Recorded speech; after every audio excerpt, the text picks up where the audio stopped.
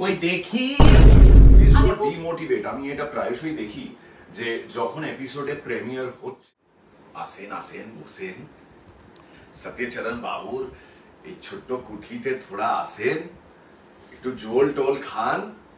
ইতো গরমে ইদিক সিদিক ঘুরে বেরিয়ে এই যে আপনারা বাসার মধ্যে এসেছেন, ইতো আপনাদের ভালোবাসা, ভালোবাসা ছাড়া আর কিছু লাই।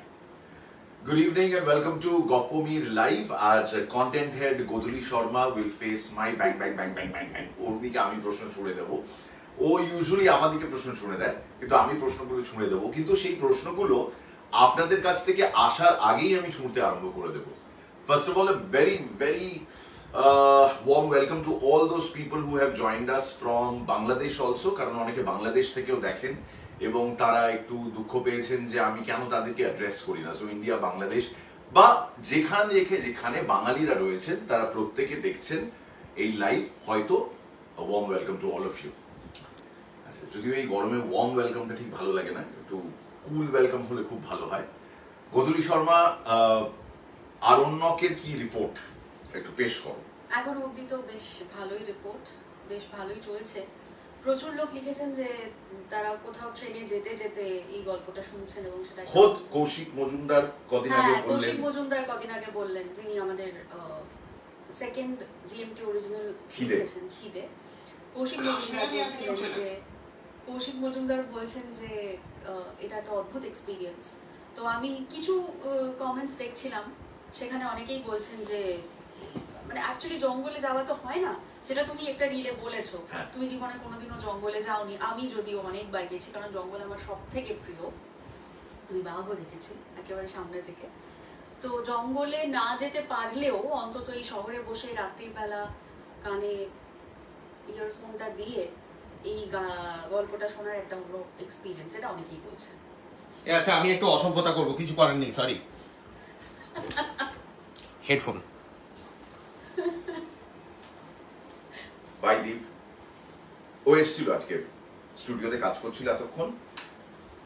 মাঝে মাঝে স্টুডিওতে কাজ করি। একটা ডাবল ডিমের রোল খেয়ে ও এখন বাড়ি যাচ্ছে। বললো করতে করতে কাজ করতে করতে খুব খিদে পেয়ে যায়, তো একটু রোল খেতে চেয়েছিল, তো রোল খেয়ে এখন বাড়ি যাচ্ছে। আর আমাদের কাজ এখনো চলছে। বাইদীপ এসে গেছে? না, এখনো 1 মিনিট বাকি। ঠিক আছে, তাহলে চুপচাপ বসো। তোমার সব নেওয়া হয়ে গেছে তো এই ফ্রেম থেকে, এদিক থেকে? কই দেখি। হ্যাঁ, মনে হচ্ছে। Ladies and gentlemen, that was Deep. Sneak peek দিলাম আমরা। হ্যাঁ, আমরা স্পেশাল যে মিষ্টিটা হয় না, সেটা সবাইকে সবসময় একসঙ্গে চাখিয়ে বেড়াই না, আমরা স্নিক পিক বলে। সো এখন স্নিক পিক দিয়ে গেল দীপ। হ্যাঁ, তো আরণ্যক প্রথম পর্ব যারা শুনেছেন তাদের কাছ থেকে যেটুকু ফিডব্যাক পেলাম, এমন অনেক মানুষ রয়েছেন যারা এর আগে জঙ্গল ভ্রমণ করেছেন এবং এই পার্টিকুলার নভেলটার প্রতি তাদের আকর্ষণটা ওই জঙ্গল প্রীতি বা জঙ্গলের প্রতি ভালোবাসা সেটা থেকে অনেকটা বেড়েছে। এমন কিছু মানুষ আছেন যারা আমাদের কমেন্ট সেকশনে জানিয়েছেন তারাও আমার মতন কোনোদিন জঙ্গল দেখেননি, কিন্তু এই আরণ্যক শুনতে শুনতে তারা একটু জঙ্গল ভ্রমণ করলেন। গোধূলি, আমরা জানি যে যখনই আমরা কোনো একটা গল্পকে কয়েকটা পর্বে ভাগ করি তখন ওই অনেকটা ওরকম হয়ে যায়। মানে আপনি ধরুন কোনো একটা অনুষ্ঠান বাড়িতে গেছেন, আপনি খেতে দেওয়া হয়েছে, আপনি ভাত খেলেন, ডাল খেলেন, শুক্তো খেলেন, ভাজা খেলেন, সবজি খেলেন, ডিম খেলেন, মাছ খেলেন। এবার মাংসটা যে কেউ পরিবেশন করতে এলো, আমার তো পেট ভরে গেছে, মাংসটা, তখন মাংস খাবেন না? এরকম হতে পারে? মাংস খাবেন না? তো আরণ্যকের দ্বিতীয় পর্বটা কিন্তু ওই মাংসেরই মতন। মানে আপনারা সবকিছু স্বাদ হয়তো প্রথম পর্বে পেয়ে গিয়েছেন, but want you like to complete the story? আর এক্ষেত্রে it's an adaptation of the original novel and হ্যাঁ, মোটামুটি একই লেন্থেরই দাঁড়াবে। আমাদের তো 3 ঘন্টার ওপর গিয়েছিল প্রথম পর্ব, দ্বিতীয় পর্বটাও ওই ওরকমই হওয়ার কথা। গোধূলি শর্মার বিরুদ্ধে অনেকের এখনো অভিযোগ চলেছে এবং এটা একটা অনেকটা শেয়ালের হুক্কা হুয়ার মতন। একটা শেয়াল হুক্কা হুয়া বললো, তারপর বাকি সব কটা শেয়াল হুক্কা হুয়া বললো। আপনাদের অ্যাডাপ্টেশন ভালো হয় না, এটা নিয়ে এর আগেও একবার কথা হয়েছে, তখন আমি কিছু কথা বলেছিলাম যেটা অনেকের ভালো লাগেনি, কিন্তু আবারও বলতে বাধ্য হচ্ছি that this is an adaptation। মানে মূল যে নভেল, ধরুন 1300 পাতার যদি একটা নভেল হয়, আর আপনার জন্য যদি 1300 পাতা রেকর্ড করে শোনাতে যাই, আপনার কোনো হিসেব আছে কত লম্বা হতে পারে? Godhuli, I think you need to answer this. না, এই মানে এখানে আমি একটা ছোট্ট জিনিস বলতে চাই, সেটা হচ্ছে যে এই আরণ্যক শুনতে শুনতে কিছু মানুষ কমেন্ট করেছেন, অন্য একটি চ্যানেলের কথা বলেছেন, সেই চ্যানেলে আগেই গল্পটা হয়েছে এবং ওরা তো লাইন বাই লাইন পড়েছে, আপনারা কেন পড়েননি? প্রথমত একটা মানে কয়েকটা পয়েন্ট এখানে আমার বলার আছে। খুব বিনীতভাবেই আপনাদের বলছি, মানে আপনারা এটাকে অন্যভাবে নেবেন না, কারণ আপনাদের মন্তব্য বা আপনাদের যা ভালো লাগা হোক, খারাপ লাগা হোক, আপনাদের আলোচনা সমালোচনা সব কিছু নিয়েই কিন্তু এই প্রোডাক্টটা তৈরি হয়েছে। এখনো পর্যন্ত যে যে গল্প আপনারা শুনেছেন তার বেশিরভাগই কিন্তু আপনাদের অনুরোধে, মানে একটা আদর্শ হিন্দু হোটেল হোক, একটা পথের দাবি হোক, একটা পথের পাঁচালী হোক, এই আরণ্যকই হোক। আমাদের হয়তো এই আরণ্যক আনতে অনেকটা দেরি হয়ে গেল, কারণ আরণ্যক তো সত্যিই একটা সমুদ্রের মতো, সেই সমুদ্রকে একটা ছোট্ট জায়গার মধ্যে বাঁধা খুব কঠিন একটা কাজ, সেই কাজটা করার জন্য একটু সময় লাগে, সেই জন্য একটু দেরি হলো। তবে আমরা চেষ্টা করেছি যতটা সম্ভব যত্ন নিয়ে ব্যাপারটাকে করার। এক্ষেত্রে আমি কয়েকটা ছোট ছোট জিনিস একটু বলতে চাই। 1 নম্বর হচ্ছে যে এটা না ওরকম মানে পরীক্ষায় বসার মতো নয় যে আমরা গল্পটা যেই মুহূর্তেই প্রচার করা আরম্ভ করলাম আর আপনারা সঙ্গে সঙ্গে মানে ওই পাতা খুলে মেলাতে আরম্ভ করলেন, আচ্ছা এখানে তো 2 লাইন বাদ গেছে, ব্যাপারটা ওরকম হয় না। মানে এটা ঠিক পরীক্ষার মতো। খুবই হাস্যকর অ্যাকচুয়ালি, যদি আপনি সত্যি এটা যারা যারা করে থাকেন, খুবই হাস্যকর এটা। মানে যে কোনো আর এটা কি বলুন তো, এটা তো একটা মানে একটা অদ্ভুত জিনিস, একটা সৃষ্টি হয়ে গেছে। সেই সৃষ্টিটাকে প্রত্যেকটা মানুষ যারা যারা এই অডিও স্টোরির জগতে রয়েছেন, তারা প্রত্যেকেই এই সৃষ্টিগুলোকে, এই কালোজয়ী ক্লাসিকগুলোকে নিজের মতো করে বলার চেষ্টা করেছেন। একটি এ চ্যানেল তাদের মতো করে বলার চেষ্টা করেছেন, বি চ্যানেল বি এর মতো করে বলার চেষ্টা করেছেন, আমরা আমাদের মতো করে বলার চেষ্টা করেছি। তো মানে একই রকম ভাবে ছেপে বেরোলে তো একেবারে কপি হয়ে যাবে। আমি একটাই অনুরোধ করব, যারা বারবার করে বলছেন যে মানে সাহিত্য বোঝে না, তারা কিছু জানে না, না জেনেই কাঁচি চালিয়েছে, আমি বলবো যে মানে আপনারা একটু শুনে দেখুন না। মানে আমার মনে হয় না যে অ্যাডাপ্টেশনটা আমরা করেছি, আমার মনে হয় না আপনি যদি ওই মাথার মধ্যে ওই, এটা কিরকম বলুন তো, ধরুন আপনি খুব যত্ন করে একটা রান্না করলেন, বাড়িতে লোকজন আসবে বলে, এগুলো খুব সাধারণ এক্সাম্পল দিয়ে বলছি, তাহলে আপনাদের বুঝতে হয়তো আর একটু সুবিধা হবে। আমাদের তো এই ছোট্ট একটা টিম, খুবই ছোট্ট একটা টিম, তার মধ্যেই আমরা নিজেদের মতো করে চেষ্টা করি গুছিয়ে প্রত্যেক শনিবার একটা নতুন নতুন মানে রান্না পরিবেশন করার আপনাদের কাছে। এবার আপনি ধরুন আপনি খুব যত্ন নিয়ে বিরিয়ানি বানালেন, সে তো দোকানের বিরিয়ানি মানে আর্সেলানের বিরিয়ানি একরকম হয়, আমিনিয়ার বিরিয়ানি একরকম হয়, রয়্যালের বিরিয়ানি একরকম হয়, আবার আপনার বাড়িতে আপনার হাতে রান্না বিরিয়ানিটার একটা আলাদা স্বাদ আছে। এবার আপনি ধরুন খুব যত্ন করে বিরিয়ানি বানালেন, বিরিয়ানিতে তো প্রসেসটা একই, জিনিসটাও একই, স্বাদটাও মোটামুটি একই রকম হয়। এবার বাড়িতে লোকজন এলো, তারা খেয়ে যদি প্রথমে বলে হ্যাঁ এই বিরিয়ানিটা না ওর মতো হলো না, ওর বাড়িতে গেছিলাম অনেক বেটার বিরিয়ানি হয়েছিল, তখন আপনারও তো একটু খারাপ লাগবে। আমাদেরও কোথাও গিয়ে ওইটাই মনে হয় যে যদি সবসময় আপনাকে তুলনা করা হয় কারোর সাথে, সেটা আমরা ছোটবেলা থেকেই অনেক সময় শুনে আসি যে ও তো অত ভালো পড়াশোনায়, এটা ছোটবেলায় শুনলে আমাদেরও তো একটু খারাপ লাগতো, যখন বাড়িতে বাবা মা বা যে কেউ বলতো যে ও তো এত ভালো পড়াশোনা করে, তুই এত ভালো পড়াশোনা করিস না কেন, ও তো ক্লাসে ফার্স্ট হলো, তুই কেন হতে পারলি না, ও তো যা পড়ে তুই তো তাই পড়িস। একই রকম ব্যাপার, সবসময় একটা তুলনা, সেটা সবসময় না একটু একটু ডিমোটিভেটিং, একটু ডিসকারেজিং লাগে। Please don't demotivate. আমি এটা প্রায়শই দেখি যে যখন এপিসোডে প্রিমিয়ার হচ্ছে, মানে এপিসোড চলছে, গল্পটা এই শুরু হলো, লোকে লিখতে আরম্ভ করেন নানান রকমের কদর্য কুৎসিত ভাষায়, যে এটা ড্যাশের গল্প, এটা ড্যাশ মার্কা গল্প। আপনারা এগুলো লেখেন, ওগুলো থেকে যায়। It just goes to prove যে যারা যারা এগুলো লেখেন তাদের বাড়িতে শিক্ষা দীক্ষা বা রুচির কি পরিবেশ, সেটা তো খুব স্পষ্ট বোঝা যায়। আমাদের গায়ে লাগে না, কিন্তু একটু অদ্ভুত লাগে এটা ভেবে যে গল্পটা সবে রোল করেছে, হয়তো 5 মিনিটও লোকে শোনেননি, তারপর কেউ কমেন্ট করে দিল এটা ড্যাশের গল্প বা এটা বাজে গল্প বা এটা অখাদ্য গল্প। আপনি বিভূতিভূষণের আরণ্যককে যদি বলেন বাজে গল্প, তাহলে তো আপনি জানেন আপনি ভুল বলছেন, কারণ বিভূতিভূষণের Aranyak is a legendary novel। এবার যদি বলেন না না না আমি বিভূতিভূষণের আরণ্যককে বাজে বলিনি, আমি গপ্প মিলের থেকে বিভূতিভূষণের আরণ্যক পরিবেশনকে বাজে বলি, আপনি 5 মিনিটে বুঝে গেলেন 3 ঘন্টার একটা গপ্প। কত স্পিড আপনার, নাকি ভেতরে কিছু অন্য কিছু রয়েছে যা দেখে আপনি 2x 3x 5x 10x স্পিডে গিয়ে গল্পটা পড়ে নেন। I am so disgusted reading this comments, কিন্তু একটাও ডিলিট করি না, ওটা থেকে যায়। কারণ আরো 10টা মানুষ জানুক এই মূর্খরা যারা এরকম কমেন্ট করেন, তারা অনেক সময় অ্যানোনিমাস থাকেন, কিন্তু একটু লজ্জা শরম হওয়া দরকার, সত্যি হওয়া দরকার। একটা ভালো কাজকে আপনি প্রশংসা না করুন, ডিমোটিভেট করছেন কেন, এইটা একটু অদ্ভুত লাগে। থ্যাঙ্কফুলি আরণ্যকের ক্ষেত্রে অতটা ঘটেনি, but then there still a steady flow of trollers যারা ইচ্ছে করে প্রত্যেকটা ডিপার্টমেন্টকে ডাউন করতে করতে যান। আপনারা কি অন্য কারোর কাছ থেকে টাকা পয়সা পান এটা করার জন্য? যদি পান তাহলে এটা তো তাহলে আপনার চাকরি, চালিয়ে যান, আপনার চাকরিতে আপনার প্রমোশন হোক, এই শুভকামনা রইল গপ্প মিলের তরফ থেকে। Let's see some comments. হ্যাঁ দেখছি, এতক্ষণ আমরা বললাম, এবার বাকিরা যা বলবেন বলবেন, বাট এটা খুবই বাজে একটা ব্যাপার, খুবই ঘৃণ্য একটা ব্যাপার যে গপ্প শুরু হয়েছে 5 মিনিটও হয়নি আর লোকে লিখতে শুরু করে দেন, এটা বাজে গপ্প। ওই কেমন আছেন দাদা, দারুণ দারুণ, এদের কোনো জ্ঞান নেই। মৌমিতা দাস লিখেছেন, আমার মনে হয় কোনো কথায় কান না দিয়ে তোমরা তোমাদের মতো আমরা কোনো কথায় কান না দিয়ে এগিয়ে তো যাই, কিন্তু যখন আমাদের প্রিমিয়ার হচ্ছে, শো শুরু হলো, শনিবার রাতের কথাটাই বলছি, তখনই দেখি ভুরি ভুরি এরকম কমেন্টস। আর তাও যদি আমি পুরো গল্পের ডিউরেশনের পর কমেন্টস পড়ি, তাও বুঝলাম যে গল্পটা শুনে একদম ভালো লাগেনি। হতেই পারে, কোয়াইট পসিবল।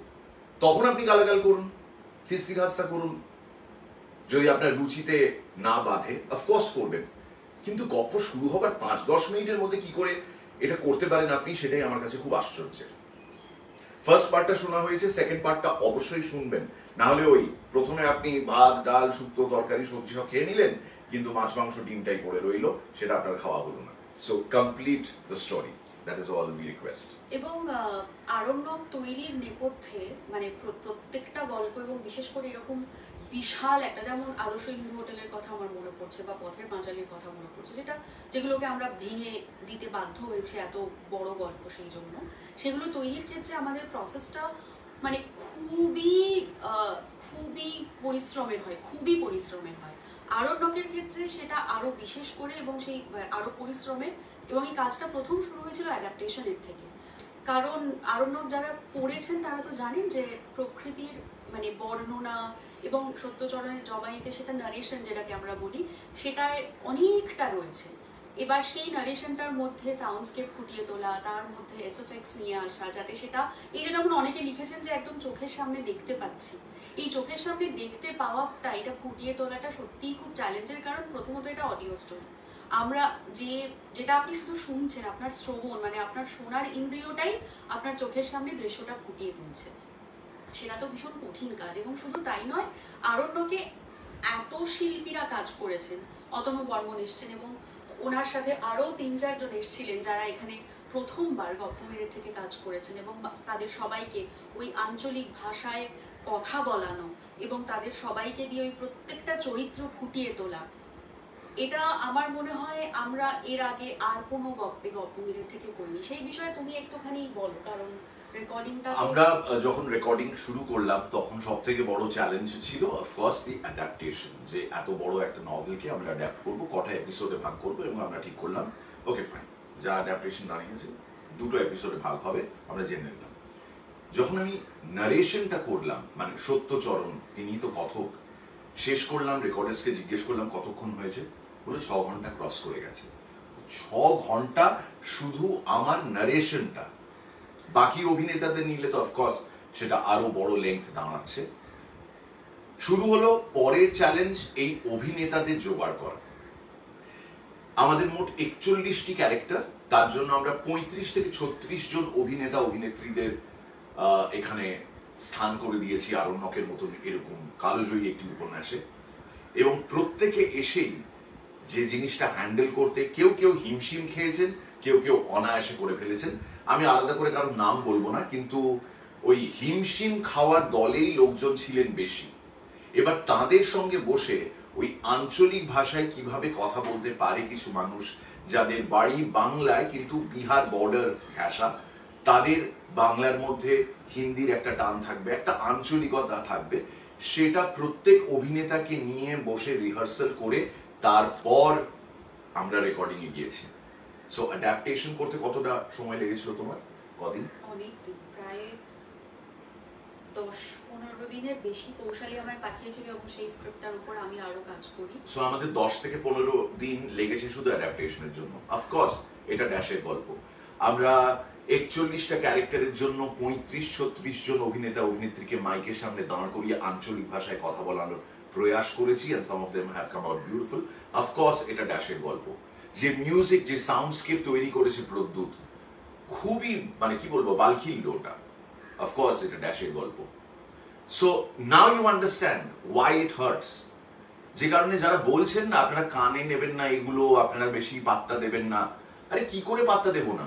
লোকের মধ্যে এতটা অনেস্টি, মানে আমি কি বলবো, মানে the decency that you would expect from another person, এই সভ্যতা, এই ভদ্রতা, এটুকু মানুষ দেখাতে পারেন না। কেন? এটা অনলাইন একটা প্রোডাক্ট বলে সারাক্ষণ অনলাইনে লোকজনকে ট্রোল করা, গালাগাল দেওয়া, এটা কিছু মানুষ এখানেও শুরু করে দিয়েছেন। অথচ কি কাজ করছি আমরা? আমরা বাংলা সাহিত্যের মনি নক্ষত্রগুলো তুলে এনে আপনাদের সামনে দেওয়ার চেষ্টা করছি। এই যে আরণ্যক আপনাদের সামনে প্রেজেন্ট করছি, অলরেডি হু হা শুরু হয়ে গেছে। আপনারা ভূতের গল্প দিচ্ছেন না, আপনারা সাসপেন্সের গল্প দিচ্ছেন না, হরর স্পেশাল করুন, এই করুন। উই ডু আন্ডারস্ট্যান্ড দ্যাট কাউকেই খুশি করা একসঙ্গে পসিবল নয়, সেটাও আমরা ধৈর্য ধরে করি। আচ্ছা ঠিক আছে, দুটো ক্লাসিক দিলাম, এরপর কন্টেম্পোরারি কোনো রাইটারের, যেটা আমরা করলাম আগের এপিসোডে কৌশিক মজুমদারের খিদে, ইট ওয়াজ আ সেকেন্ড জিএমটি অরিজিনাল। এ মাসে আরো একটা জিএমটি অরিজিনাল আসবে। আপনারা জানেন প্রত্যেক মাসের শেষ শনিবার আমরা প্রেজেন্ট করি একটা করে জিএমটি অরিজিনাল, এবং আপনার লেখাও সামিল হতে পারে এতে। আপনার লেখা মানে এই যারা দেখছেন এই লাইভটা, তাদের মধ্যে যদি লেখার হাত কারো খুব ভালো থাকে, আপনারা প্লিজ আমাদের মেল করবেন এই অ্যাড্রেসে explore@studiomirvana.com, explore@studiomirvana.com। 6 থেকে 7,000 শব্দের মধ্যে টাইপ করে, হাতে লিখে নয়, টাইপ করে আমাদের লেখা পাঠান এই ইমেল অ্যাড্রেসে। আপনার সমস্ত ডিটেলস যেন থাকে, মূলত আপনার নাম, ঠিকানা আর মোবাইল নাম্বার।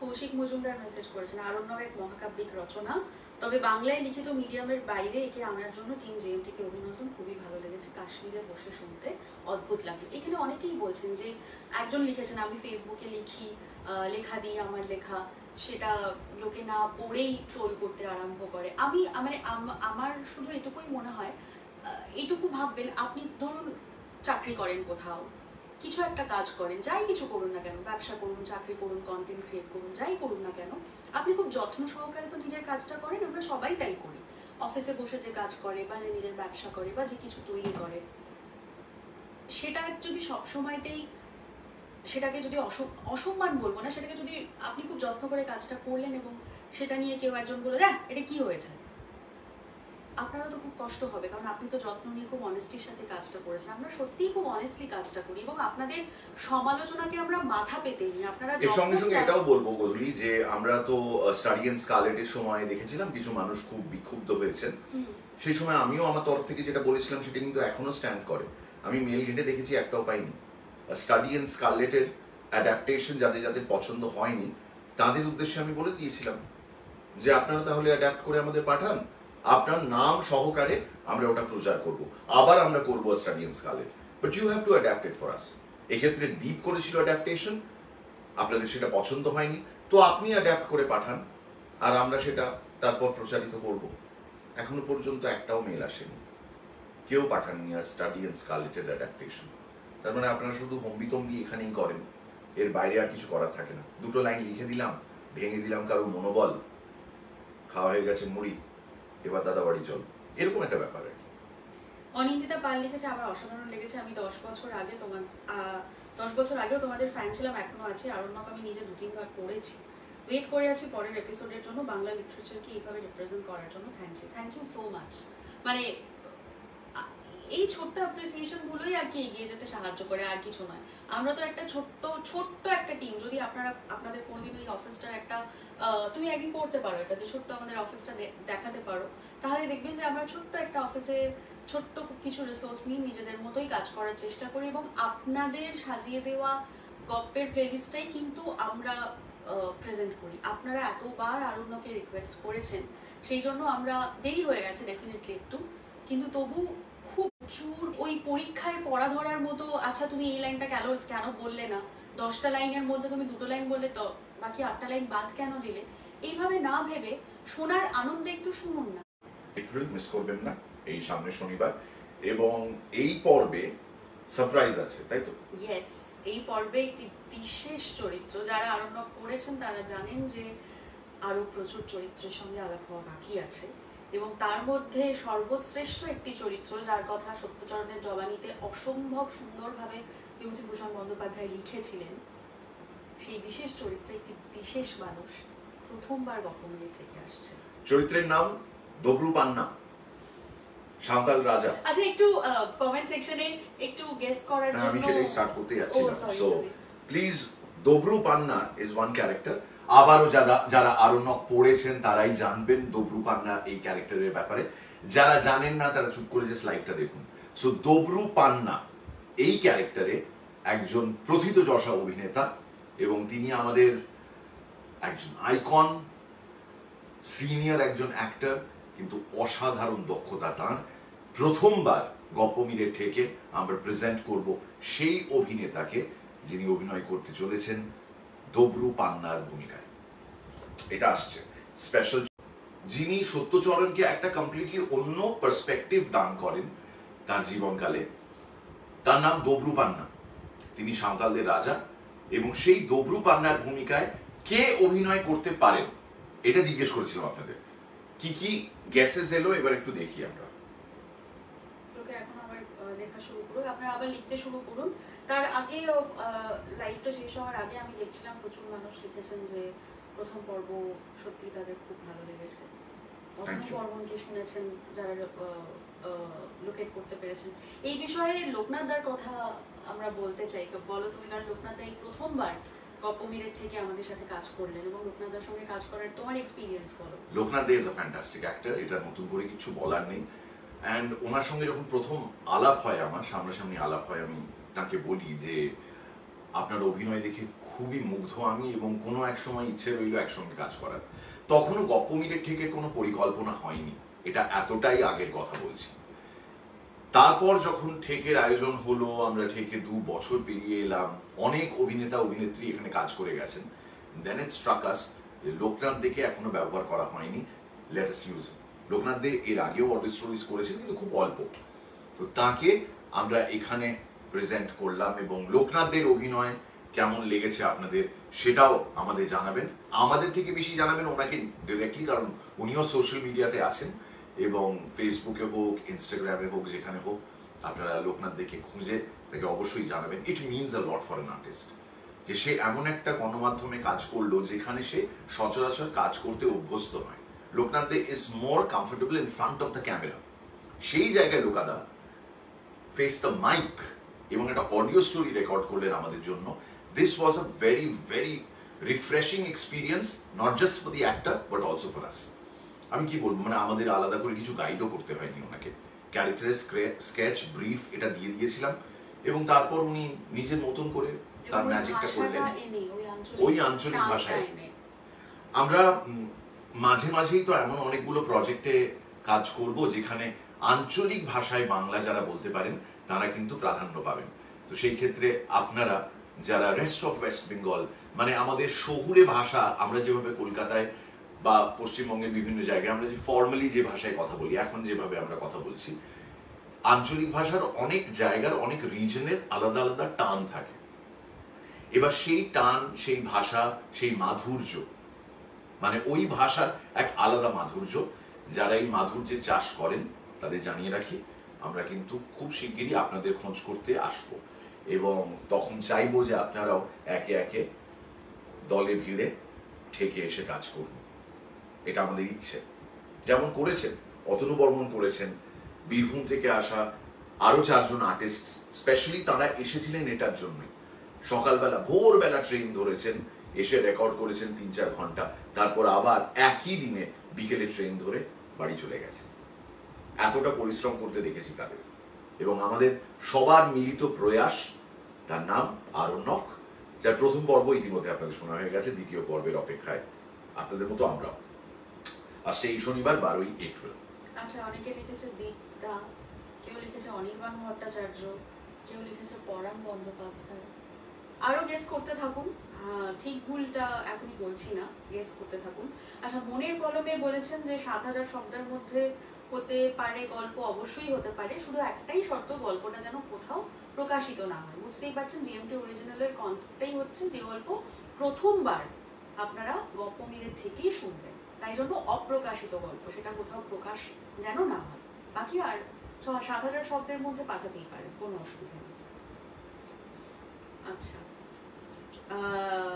গোয়েন্দা গল্প কবে আসবে? গোয়েন্দা গল্প খুব শিগগিরই আসবে, খুবই শিগগির আসবে। আরণ্যক শেষ হলেই খুব সম্ভবত একটা নতুন গোয়েন্দা আসতে চলেছে। মানে আরণ্যকের এই দুটো পর্ব হয়ে যাওয়ার পরই, একটা তো হয়ে গেল, দ্বিতীয় পর্বের শেষে you will get a detective story. Niladri জিজ্ঞেস করেছে ফটিক পুরকাইত কবে আসবেন গল্প পাঠ করতে? ফটিক পুরকাইত খুব ইন্টারেস্টিং একটা সংযোজন, তাকে আপনারা এপ্রিল মাস থেকে দেখা শুরু করেছেন অলরেডি। তো আমাদের কনসেপ্ট এটাই ছিল যখন আমরা ভাবনা চিন্তা করেছিলাম যে ফটিক পুরকাইতের মতন একজন মানুষকে কিভাবে ইউজ করা যায়, কিভাবে ব্যবহার করা যায়, তার কথা বলার স্টাইলটাকে কি করে ইউজ করব। তো আমাদের খুব ছোটবেলায়, আমি নিজের কথা বলতে পারি, আমার ছোটবেলায় আমি যখন গ্রামের বাড়িতে যেতাম তখন দেখতাম বিভিন্ন জায়গায় যাত্রার প্রচার হচ্ছে, এরকম রিক্সা করে, রিক্সাতে এত বড় একটা চোং লাগিয়ে যাত্রার প্রচার হচ্ছে, আসছে আসছে অমিতাভ বচ্চন, পরভীন বাবি, আমজাদ খান, এরকম করে। আমরা তো এরা সবাই আসছে, তখন একটা ছবির নাম বলতেন উনি, এবং এইভাবে মানে হলে সিনেমা। আচ্ছা, ওটা আমি ভাবছি বোধহয় ওরা আসছে, মানে যেরকম শো হয় না।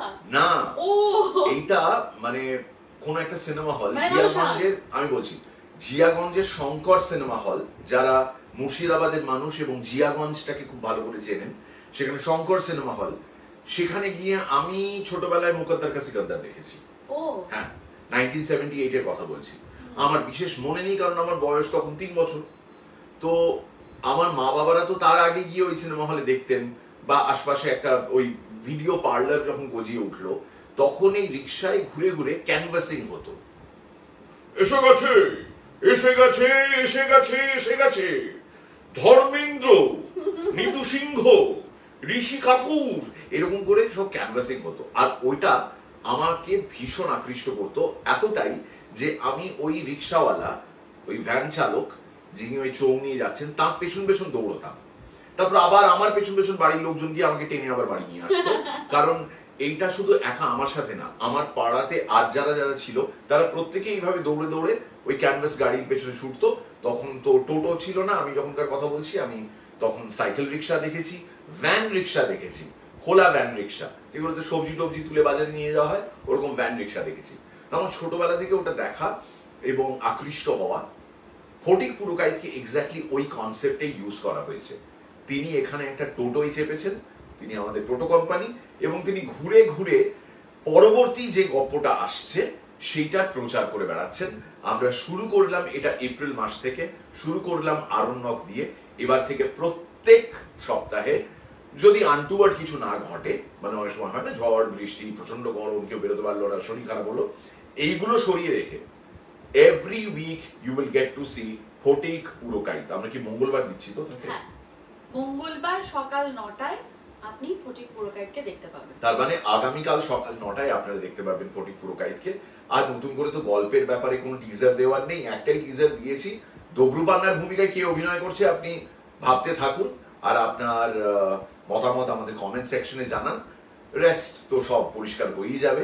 আসছে শনিবার 12ই এপ্রিল ঠিক রাত 9টায় আরণ্যকের দ্বিতীয় এবং শেষ পর্ব যখন আপনাদের শোনানো হবে। ঠিক আছে, আজকের মতন এইটুকুই থাক। এরপরে সুমিত সমাদ্দার আসবেন রেকর্ড করতে, ওই জন্য লাইভটা শেষ করছি। এই যে দীপকে আপনারা আগের লাইভে যারা ছিলেন তারা দেখলেন দীপ হঠাৎ করে ফটো লাইভ বম করার মতো এসে চলে গেল।